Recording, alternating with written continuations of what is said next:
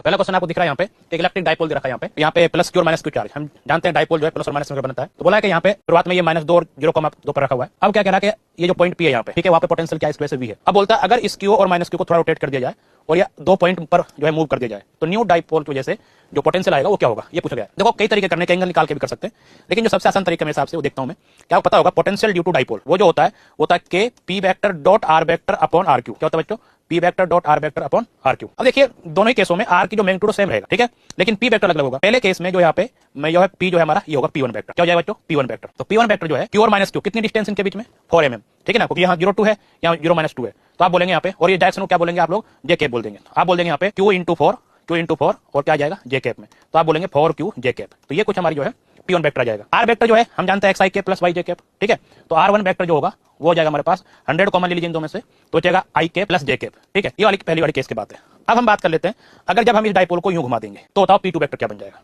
तो P2 vector देख लीजिए वो होता है हमारे पास Q into R वेक्टर जो भी है, तो Q तो अपना Q रहेगा, लेकिन ये R वेक्टर जब लिखेंगे आप लोग यहाँ पे x2 - x1, तो x2 कितना है बच्चों -1 और x1 कितना है +1, ठीक है, तो ये I कैप हो जाएगा यहाँ पे। और y2 - y1, y2 आपका 2 हो जाएगा और ये हो जाएगा -2 हो जाएगा, तो यहाँ पे आ जाएगा हमारे पास 2 -2, ये जे कैप में आ जाएगा हमारे पास। तो कुल मिला के जो P2 वेक्टर जो बना वो बना Q कॉमन है यहाँ पर, तो ये बन जाएगा हमारे पास -2I कैप प्लस में 4 जे कैप। अब इस केस में अभी भी इसी पॉइंट पे पूछा है, तो इसका मतलब R वेक्टर तो अभी भी रहने वाला है, तो R वेक्टर जो बनेगा यहाँ पे R2 वेक्टर सेम बन जाएगा, ठीक है।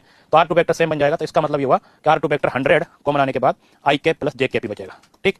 अब आते हैं कि इस फॉर्मूले का यूज करते हैं कि P डॉट R जो है, देखिए तो हमारे पास जो हमने तो जो कि हम पता है कि जो वोल्टेज जो फॉर्मूला होता है K डॉट PR होता है अपॉन R क्यू, तो R तो दोनों केसों में सेम है मैग्नीट्यूड यहाँ पे, तो जो हमारे पास V1/V2 रेशो बचेगा वो बचेगा हमारे पास V1/V2 equal to P1 vector dot R1 vector upon P2 vector dot R2 vector, ठीक है बच्चों। P1 जो था हमारे पास हमें पता था कि 4Q जे कैप, ठीक है, डॉट R क्या था हमारे पास I cap plus J cap into 100, ठीक है, अपॉन P2 वेक्टर जो बचा हमारे पास Q into -2I cap plus 4 जे कैप, ठीक है, और R वेक्टर भी वही था, तो R वेक्टर जो हमारे पास I cap plus J cap into 100, ठीक है। अब क्या देखो इसमें 100 कैंसिल हो गया, 2 से क्यू कैंसिल हो गया, डॉट वर्ड करो, जे डॉट जे क्या होगा 1 होगा, लेकिन 4 मल्टीप्लाई में रहेगा तो 4 ऊपर आ जाएगा यहाँ पे।